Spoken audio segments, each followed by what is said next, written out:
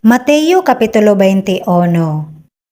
Og sa nahiduol sila sa Jerusalem, og mingabot sila sa Bethphage, haduol sa bukid sa mga olivo, si Jesus nagsugo sa duha sa iyang mga tinun-an, nga nagaingon kanila, "Umadto kamo sa lungsod nga anaa sa atubangan ninyo, o gilayon, hingkaplagan ninyo ang usa ka asna, nga gihigot, ug ang usa ka nati uban kaniya. Hubari ninyo og dad-a sila kanako. Ug kung adunay musulti kaninyo sa bisan unsa, mag-ingon kamo kaniya. Ang Ginoo nagakinahanglan kanila, o gilayon igapadala sila.